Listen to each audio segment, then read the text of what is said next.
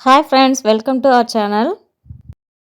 எப்போதும் சாப்பிட்ற இட்லி தோசைக்கு பதிலாக இன்றைக்கி நாம் புதுசாக நார்த் இந்தியன் பிரேக்ஃபாஸ்ட் ரெசிபியான சென்னா பட்டூரா பண்ணலாம். வாங்க. ஒரு 3 கப் அளவுக்கு மைதா மாவு எடுத்துருக்கிறேன். அப்புறம் அரை கப் அளவுக்கு ரவை எடுத்துருக்கிறேன். நான் 3 கப்பு மாவு எடுத்துருக்கிறனால அரை கப்பு போட்டிருக்கிறேன். நீங்கள் கம்மியாக எடுத்திங்கன்னா டீஸ்பூன் அளவுக்கு எடுத்துக்கலாம். அப்புறம் கொஞ்சமாக பேக்கிங் பவுடர், அப்புறம் ஒரு அரை ஸ்பூன் அளவுக்கு பேக்கிங் சோடா போட்டுக்கலாம். போட்டுட்டு இப்படி மிக்ஸ் பண்ணி கொடுத்துருங்க. அப்புறம் பார்த்திங்கன்னா அதில் 2 ஸ்பூன் உப்பு போட்டுக்கலாம். உப்பு போட்டுட்டு அதையுமே கொஞ்சம் மிக்ஸ் பண்ணி கொடுத்துருங்க. இப்போ எந்த கப்பால் நாம் ரவை எடுத்தோமோ அதே கப்பால் அதிக புளிப்பு இல்லாத தயிர் எடுத்துக்கலாம். அப்புறம் தயிர் மாவு நல்லா கலக்கிற மாதிரி மிக்ஸ் பண்ணி விட்டுருங்க. அப்புறமா தண்ணி விட்டுக்கலாம். தண்ணி கொஞ்சம் கொஞ்சமாக விட்டு நாம் பிசைஞ்சிக்கலாம். ரொம்ப டைட்டாக இல்லாமல் ஒரு லூஸான கன்சிஸ்டன்சிக்கு வர மாதிரிக்கு நாம் பிசைஞ்சிக்கலாம் மாவை.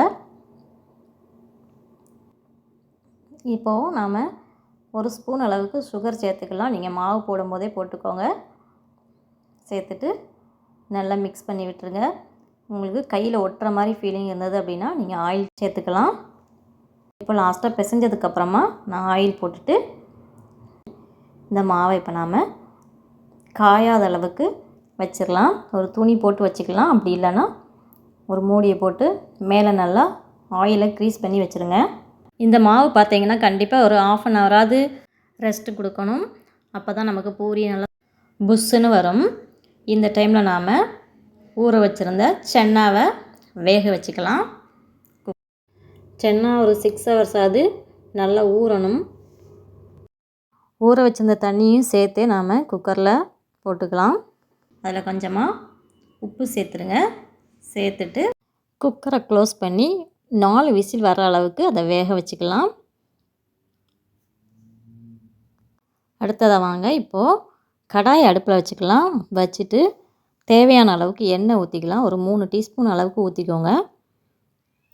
அப்புறம் அதில் ஸ்பைசஸ்ன்னு பார்த்திங்கன்னா 2 பே லீஃப், 2 ஏலக்காய், 2 கிராம்பு, கொஞ்சமாக ஒரு சின்ன துண்டு பட்டை போட்டுட்டு அதில் நான் இப்போ ஒரு 3 மீடியம் சைஸ் அளவுக்கு வெங்காயத்தை கட் பண்ணி வச்சுருக்கிறேன். அதை ஆட் பண்ணிக்கலாம்.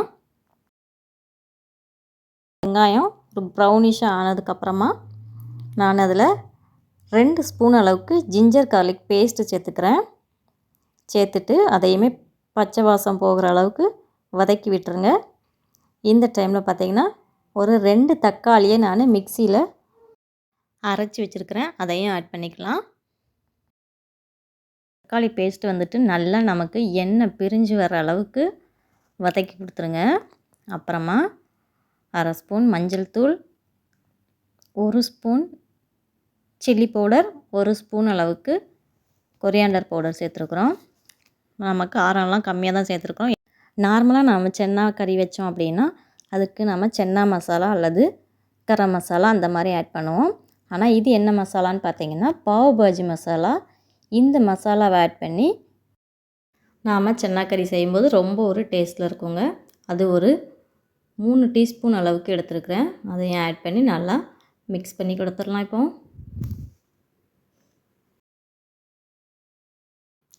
அடுத்ததாக நாம் வேக வச்சுருந்த சென்னாவை எடுத்துப்போம் இதில் போட்டுக்கலாம். போட்டுட்டு நல்லா கிளறி கொடுத்துருங்க. அப்புறம் இந்த குழம்போட திக்னஸ்க்காக நாம் கொஞ்சம் இந்த சென்னாவை எடுத்து கிரைண்ட் பண்ணிவிட்டு இதில் ஆட் பண்ணலாம். அதுக்கப்புறம் முக்கியமான இன்க்ரீடியன்ட்ஸ் என்னென்னு பார்த்தீங்கன்னா இதில் ஆட் பண்ணுறதுக்கு டீ டிக்காஷன்.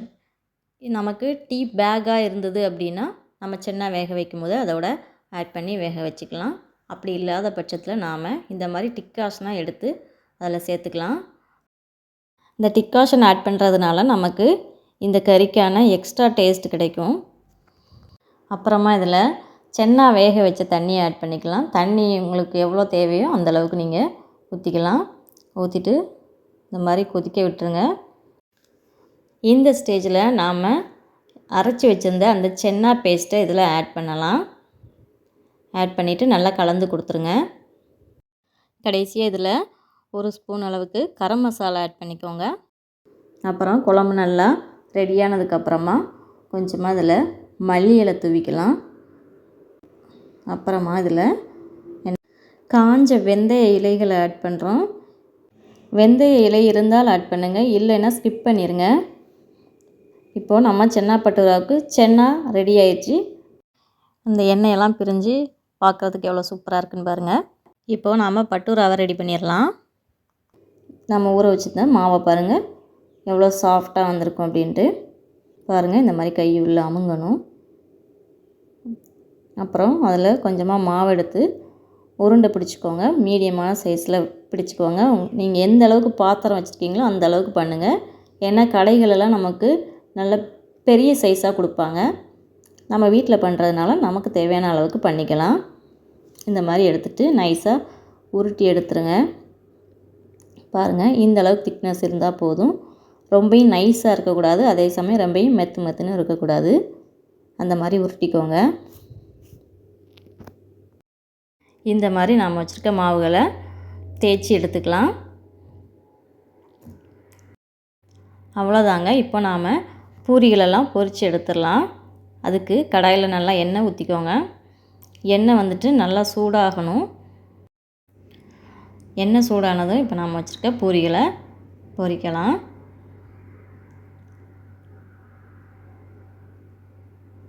பாருங்கள், பூரி எவ்வளோ சூப்பராக புஷ்ஷுன்னு வருது அப்படின்னு. இப்போ அடுத்த பக்கமும் திருப்பி போட்டுக்கலாம். போட்டுட்டு நல்லா லைட் ப்ரௌன் ஆனதும் எடுத்துடலாம். இது மைதா மாவு அப்படிங்கிறதுனால நமக்கு ரொம்ப ப்ரௌனிஷாக வராது. அவ்வளோதாங்க. இந்த மாதிரி புஷ்ஷுன்னு வந்ததும் எடுத்துருங்க. எடுத்துட்டு இதே மாதிரி நாம் வச்சுருக்க பூரிகளை எல்லாம் பொரிச்சு எடுக்கலாம். இந்த மாதிரி சுட சுட பூரியும் சென்னா மசாலாவும் செஞ்சு கொடுத்தீங்க அப்படின்னா வீட்டில் இருக்கவங்கலாம் சூப்பராக என்ஜாய் பண்ணி சாப்பிடுவாங்க. இந்த மாதிரி ரெசிபியை நீங்களும் ட்ரை பண்ணி உங்கள் ஃப்ரெண்ட்ஸ் அண்ட் ஃபேமிலியோட ஷேர் பண்ணுங்கள். ஓகே ஃப்ரெண்ட்ஸ், இந்த வீடியோ உங்களுக்கு பிடிச்சிருந்தது அப்படின்னா லைக் பண்ணி, ஷேர் பண்ணி, கமெண்ட் பண்ணி, சப்ஸ்கிரைப் பண்ணுங்கள். பாய்.